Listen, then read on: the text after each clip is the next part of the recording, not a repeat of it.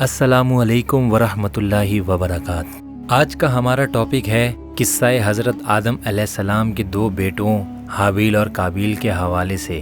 آدھا قصہ اس سے پہلے والی ویڈیو میں ذکر کیا گیا ہے، بقیہ حصہ ابھی آپ حضرات کی خدمت میں پیش کر رہا ہوں۔ جب قابیل نے اپنی خواہش کو پورا کرنے کے لیے حابیل کو قتل کرنے کا فیصلہ کیا تو اس کی سمجھ میں نہیں آتا تھا کہ وہ کس طرح قتل کر دے۔ شیطان جو انسان کا ازلی دشمن ہے اور جس نے قسم کھائی تھی میں ضرور بنی آدم کو اغوا کروں گا اور سیدھے راستے سے بھٹکاؤں گا، اپنی پرانی دشمنی کا بدلہ لینے کا موقع اس کو ہاتھ آیا اور وہ بھیس بدل کر قابیل کے سامنے آیا اور ایک پرندے کو پکڑ کر پرندے کا سر پتھر پر رکھا اور اوپر سے دوسرا پتھر مار دیا۔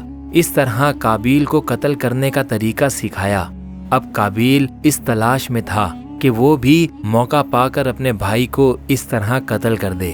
چنانچہ حابیل ایک دن سویا ہوا تھا تو قابیل نے ایک بھاری پتھر اٹھا کر اپنے بھائی کے سر پر مارا اور اس طرح اپنے بھائی کو قتل کر دیا۔ اس جرم کے ارتکاب پر وہ نقصان اٹھانے والوں میں سے ہو گیا، یعنی اس قتل سے اس کو دین اور دنیا دونوں میں خسارہ ہوا۔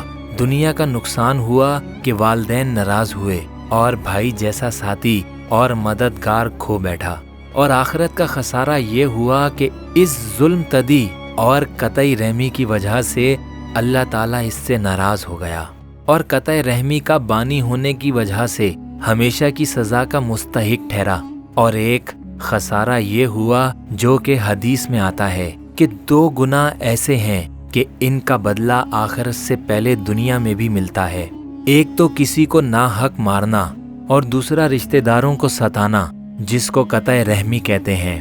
قابیل نے یہ دونوں ہی جرم کیے، اور ایک روایت میں یہ بھی آتا ہے کہ اللہ کے آخری رسول حضرت محمد صلی اللہ تعالی علیہ وآلہ وسلم نے فرمایا کہ دنیا میں جب بھی کوئی ظلم سے قتل ہوتا ہے تو اس کا گناہ حضرت آدم علیہ السلام کے پہلے بیٹے قابیل کی گردن پر ضرور ہوتا ہے، اسی لیے کہ وہ پہلا شخص ہے کہ جس نے ظلمانہ قتل کی ابتدا کی اور یہ ناپاک سنت جاری کی۔ ان احادیث سے یہ حقیقت ہم پر آشکار ہوتی ہے کہ انسان کو بھی زندگی میں ہرگز کسی گناہ کی ایجاد نہیں کرنی چاہیے، تاکہ وہ کل بدکاروں اور ظالموں کے لیے نئے حربے کا کام نہ دے، ورنہ نتیجہ یہ ہوگا کہ کائنات میں جو شخص بھی آئندہ اس بدعت کا اقدام کرے گا تو بانی بدعت بھی اس گناہ کا برابر حقدار بنتا رہے گا۔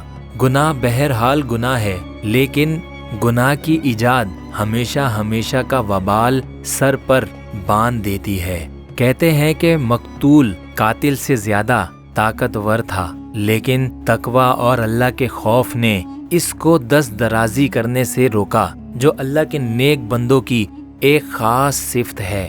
حابیل اللہ کا مقبول بندہ تھا اور قابیل بارگاہ الہی سے روندا گیا تھا، اسی لیے ضرورت تھی کہ حابیل کے پاک جسم کی توہین نہ ہو اور نسل آدم کی کرامات بزرگی قائم رکھنے کے لیے مردوں کو دفنانے کی سنت قائم ہو جائے، کیونکہ اس سے پہلے کوئی انسان مرا نہ تھا۔ اسی لیے قتل کے بعد قابیل کو سمجھ نہیں آیا کہ وہ لاش کا کیا کرے، کیونکہ روئے زمین پر یہ پہلا مردہ تھا۔ لاش کو کھلے میدان میں پڑا دیکھ کر درندوں نے کھانا چاہا تو قابیل نے مجبوراً اس لاش کو کندھے پر اٹھایا اور مارا پھرتا رہا اور حیران و سردگان تھا کہ لاش کو کہاں پھینکے۔ آخر اللہ تعالیٰ نے ایک کوا بھیجا جو اپنی چونچ میں ایک مردے کوے کو اٹھا کر لایا، پھر اس نے اپنی چونچ اور پنجوں سے زمین کریت کر ایک گھڑا بنایا، اس میں اس مردے کوے کو ڈال دیا اور اوپر سے مٹی ڈال کر زمین کے برابر کر دیا۔ یہ تمام منظر دیکھا، اس وقت اسے افسوس ہوا کہ اس میں اس کوے کے برابر بھی سمجھ نہیں جو بھائی کی لاش کو زمین میں دبا دیتا۔ کوے نے اس کو یہ تدبیر بتائی کہ وہ اس طرح اپنے بھائی کی لاش چھپائے کہ دوسروں کی نظر نہ پڑے اور اس کا جرم افشا نہ ہو۔ کوے کے اس سیانے پن کو دیکھ کر قابیل نے اپنا سر پٹک لیا اور ہائے میری کم بختی، میں اپنے بھائی کی لاش کو اس طرح ڈھانپ دیتا۔ چونکہ اپنی اس بے وقوفی پر اس کو بڑی ندامت ہوئی اور یہ تقاضا انصاف تھا کہ قابیل کی اس کمینی حرکت پر اس کو دنیا میں بھی ذلیل کیا جائے اور اس قابل بنا دیا جائے اور اس کو خود اپنی بے مانگی عقل و دانش اور کمینگی کا احساس ہو جائے۔ جو لوگ اللہ کے حکم اور اپنے ضمیر کی آواز کی پرواہ نہیں کرتے وہ کوے سے الہام حاصل کرتے ہیں اور جرم کرنے کے بعد اعتراف و ندامت کی بجائے اس کو چھپانے کی تدابیر کرتے ہیں۔ سنت الہی ہی ہے کہ جب کوئی شخص اللہ کی آیات، اس کے احکام اور اس کی تنبیہات سے اپنے کان اور اپنی آنکھیں بند کر لیتا ہے تو اللہ اس پر ایک شیطان مسلط کر دیتا ہے جو اس کا ساتھی بن کر اس کو اس کی خواہشات کی وادیوں میں ٹھوکریں کھلاتا پھراتا ہے۔ اس چیز کو قرآن حکیم میں اس طرح بیان کیا گیا ہے، جو اللہ رحمان کے ذکر سے غافل ہو جاتا ہے اللہ اس پر ایک شیطان مقرر کر دیتا ہے جو اس کا شب و روز ساتھی بن جاتا ہے۔ اگرچہ حابیل نے قابیل کو بڑے مؤثر اور دل نشین نصیحتیں بھی کیں لیکن اس کا دل ذرہ بھی نرم نہیں ہوا۔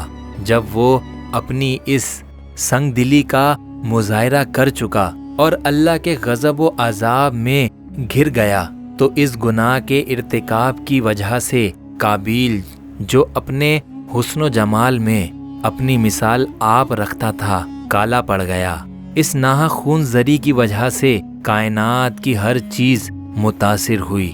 درخت خاردار ہو گئے، کھانے سڑنے لگے، پھلوں میں ترشی پیدا ہو گئی، پانی سور ہو گیا اور زمین غبار آلود ہو گئی۔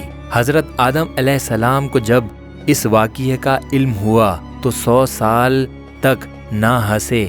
اللہ تعالیٰ کی کھربوں رحمتیں ہوں حضرت آدم علیہ السلام اور اماں حوا علیہ السلام اور حابیل پر، قیامت تک ہر توبہ کرنے والے اور والیوں پر، قیامت تک آنے والے ہر مرد اور عورت کی طرف سے کھرب و سلام ہوں ان پر، آمین ثم آمین۔ امید کرتے ہیں کہ آپ حضرات کو ہماری ویڈیو پسند آئی ہوگی۔ مزید ویڈیوز کے لیے ہمارا چینل سبسکرائب کریں۔ تب تک کے لیے اجازت دیجیے، پھر ایک اور نئی ویڈیو کے ساتھ ملاقات ہوگی۔ اللہ حافظ۔